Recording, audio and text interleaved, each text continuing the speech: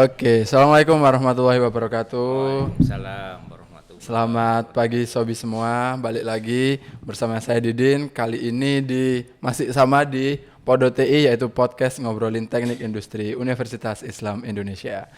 Kali ini untuk episode kali ini ada yang spesial.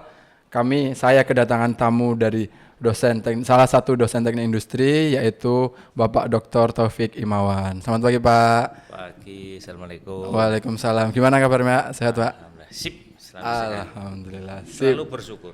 Masya Allah, tabarakallah.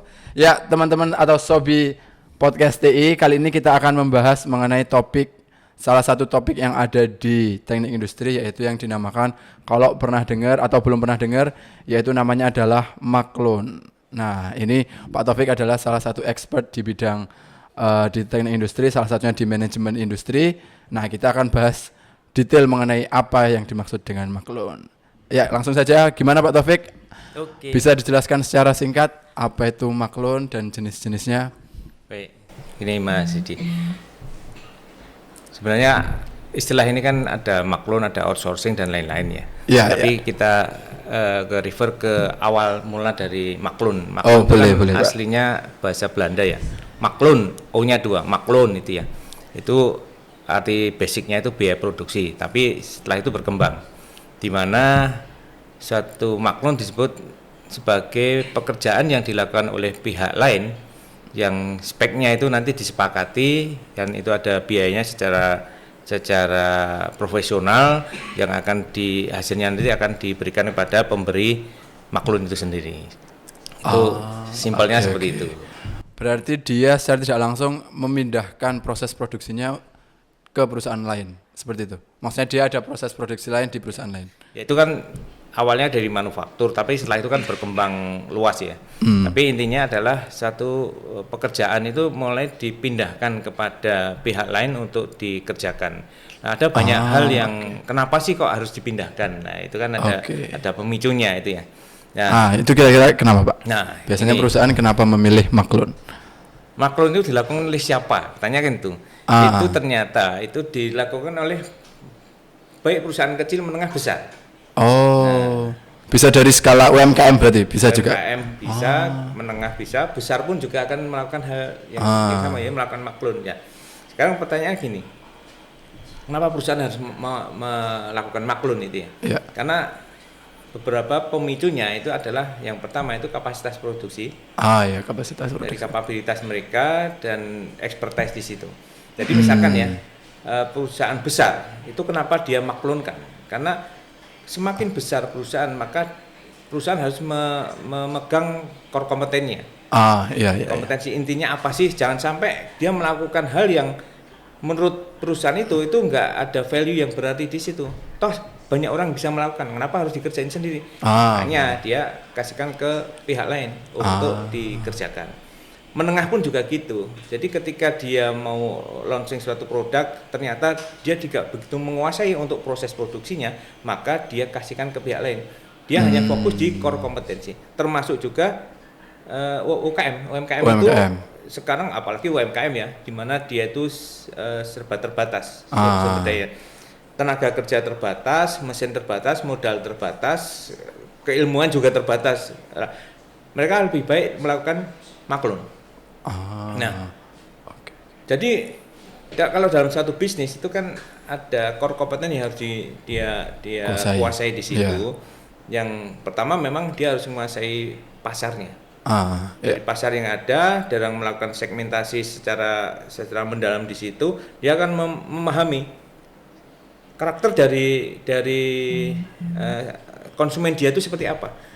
Kalau sudah seperti itu, maka dia akan membuat suatu produk yang benar-benar dibutuhkan oleh mereka. Nah, energi dia itu untuk memahami konsumen itu besar. Benar-benar memahami. Nah, kalau sampai ke proses produksinya, jika dia juga harus mikir, materialnya harus mikir, mesin juga harus dia pikir, energinya terbelah. Nah, hal ini yang membuat ngapain kok harus dikerjain sendiri, yang lain juga bisa. Nah, kalau dengan melakukan seperti itu, maka fokus atau core kompeten tadi itu akan berkembang dan dia lebih kuat di risetnya, riset di pasarnya, riset di customernya, sehingga untuk produksinya secara umum pasrahin kepada orang lain. Oke. Lain, gitu. Berarti bisa dikatakan kalau tadi Pak Taufik bilang maklun itu lebih cocok buat yang produk baru dari perusahaan yang Hanya ada. produk baru. Tidak hanya produk baru, pun, produk lama juga bisa. itu hubungannya juga dengan kapasitas. Kapasitas produksi tadi. Nah, jadi gini, kalau perusahaan-perusahaan yang menengah besar itu kan dia butuh fleksibilitas. Iya. Dia butuh ketangguhan dalam satu bisnisnya. Kalau kita harus ngadain mesin sendiri, kemudian dia harus orang SDM-nya harus ngasih pelatihan, energinya habis. Nah, kalau dia juga harus mikir semuanya, padahal yang namanya pasar itu bergerak. Iya. Kadang ordernya kecil, sedang, ada gede. Kalau pada saat misalkan ada event-event tertentu, misalkan pada saat kalau di tempat kita kan ada hari raya, itu kan ordernya luar biasa. Oh iya, yang peak season gitu ya. Nah, kalau pas peak itu dia harus ngadain mesin sendiri, setelah itu low season lagi. Itu ada cost yang harus dia tanggung di situ. Nah, sehingga apa? Dia pasrahkan ke pihak lain ketika ada peak atau ada produk baru, ada pasar baru, dia daripada harus semua dikerjain sendiri, pasrahin sama pihak lain. Oke. Ya tadi berarti banyak membahas mengenai keuntungan dan juga manfaat maklun. Nah, kira-kira kalau dari segi kelemahan atau kerugian gitu ada Pak atau gimana? Tetap ada. Jadi dari sekian banyak kelebihan pasti ada kekurangannya. Ada apa kekurangan? Kekurangannya itu kalau si maklunnya itu sendiri itu ternyata kualitasnya bagus dan itu di-refer oleh perusahaan-perusahaan lain juga, maka kita harus ngantri. Padahal pasar kita, segmen kita kadang nggak mau ngantri, itu salah satu kelemahannya. Kapasitas dari maklun itu sendiri kan terbatas juga. Nah kalau mereka di kualitasnya bagus, mereka selama ini bisa diandalkan, reliability-nya tinggi, bagus, maka dia akan dipakai oleh perusahaan lain. Kapasitas dia terbatas. Nah kita harus nunggu. Kalau kita harus nyari sering pindah, itu kita juga harus memahami karakteristik dari maklun itu sendiri. Kenapa? Salah satu syarat dari kita milih maklun, kita harus paham karakteristik dari orang yang akan kita ajak kerjasama. Nah, kalau kita asal nanti kita kecewa dengan customer kita. Berarti antrinya tuh lebih ke para kompetitor juga, mungkin perusahaan yang sama juga akhirnya ya. Kalau dia bagus, ya akhirnya dipakai juga. Jadi dipakai rebutan juga. Itu. Oke. Ini kasus ini juga pernah terjadi ya pada saat dulu itu kan skincare lagi rame-ramenya. Iya, skincare. UKM mereka punya formula. Formula itu diajukan kepada pembuatnya. Maklunnya itu sendiri, perusahaan yang akan mengerjakan itu. Pada saat masih normal itu nggak ada masalah, kapasitas dia gede. Tapi ketika itu lagi booming, semua orang punya formula, mereka menjasakan karena dia nggak mungkin bikin sendiri karena syaratnya berat untuk apalagi yang levelnya itu kan ada food grade atau ada farmasi grade itu ya, obat-obatan itu kan termasuk yang termasuk juga kosmetik itu juga grade-nya tinggi karena itu langsung bersentuhan dengan kulit ya. Nah itu perusahaan kecil-kecil menginvestasikan itu dananya nggak mampu, maka mereka maklumkan. Cuma ketika kapasitasnya sudah mulai penuh ya. Otomatis ya supply demand tetap berlaku. Ketika itu pakai rebutan ya otomatis maklumnya harganya semakin naik juga, ya dia mulai jual mahal di situ. Nah itu salah satu kelemahannya ya kalau dibanding kalau kita bangun sendiri. Iya kalau kita dari awal produksi sendiri gitu ya Pak. Betul. Oke Pak, berikutnya berarti kalau secara peluang gimana Pak kalau maklun dibanding yang lain? Secara peluang di industri atau di organisasi gitu? Jadi gini, ini ada dua sisi. Iya, gimana Dari sisi kita sebagai orang yang punya ide, punya formula, punya pasar, itu peluang kita untuk merebut pasar atau memenuhi permintaan konsumen itu lebih mudah kalau kita maklunkan. Nah, itu peluangnya bagus bagi perusahaan karena dia fokus di core kompeten tadi. Nah, bagi maklunnya sendiri, perusahaan yang hanya sebagai tukang jahitnya itu juga peluangnya bagus, tinggal dia jaga kualitas, jaga janjinya, jaga harga yang masih wajar. Karena ya namanya orang dagang itu ya orang jasakan semurah mungkin. Misalkan orang fokus di garmentnya pasarnya bagus, dia jasain ya kalau dia jahitannya bagus, potongnya bagus, kemudian dia kasihkan sesuai dengan tepat waktu, itu kan jadi peluang bagus itu. Oke.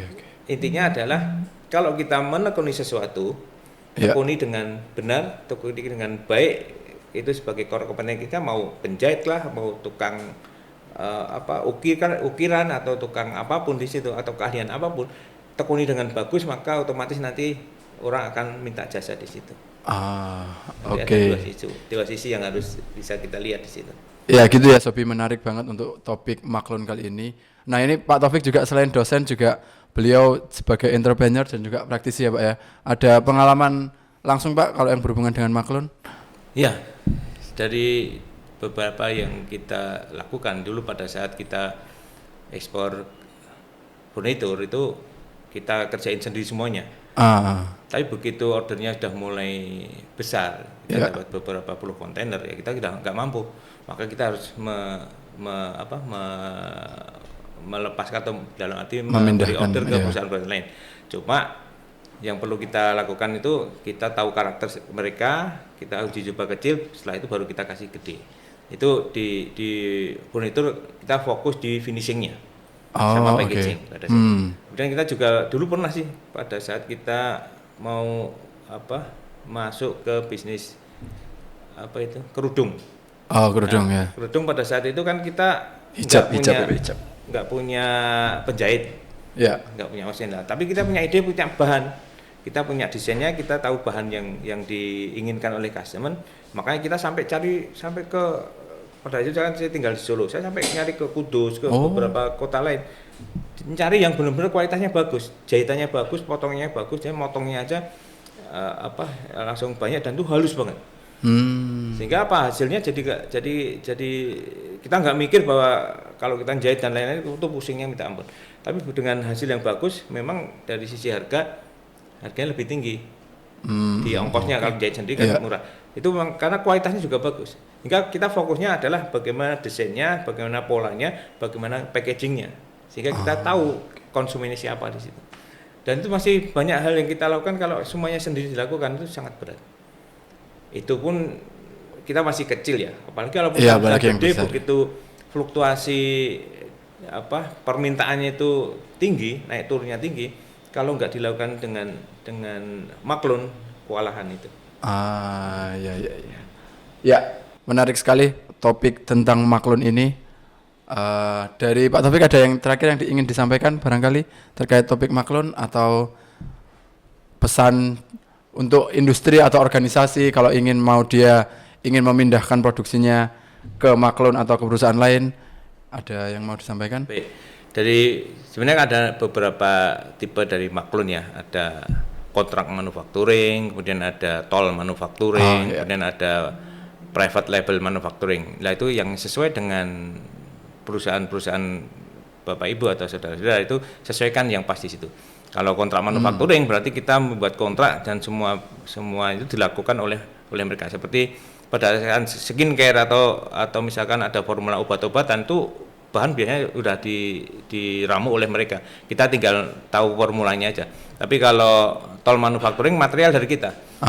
Misalnya kita bahan kainnya dari kita, atau misalnya kalau kita mau bangun rumah atau kita bikin perumahan, itu material dari kita. Mereka hanya jasa pengerjaannya doang di situ. Bahan mentahnya berarti raw material dari kita. Mereka jasa untuk mengerjakan. Kenapa? Kalau semua kita urusin, tenaga kita urusin juga, energinya habis.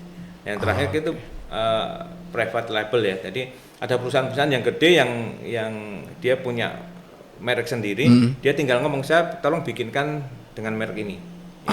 Itu udah banyak. Jadi toko-toko besar atau dia punya jaringan retail yang gede, dia pengen bisnis kacang, bisnis gula, beras, itu tolong nanti labelnya pakai perusahaan saya, nama perusahaan saya. Itu juga bisa, itu pakai private label di situ. Kalau saya pernah nemu kalau nggak salah di yang FMCG, kalau nggak salah dia berarti yang ada tulisannya diproduksi oleh PT apa untuk yang besar, misal contohnya Unilever gitu ya Pak. Itu yang Maklun berarti itu masuk. Itu kalau yang gede-gede kan hampir semua perusahaan gede ya itu pekerjaan dilakukan pihak lain.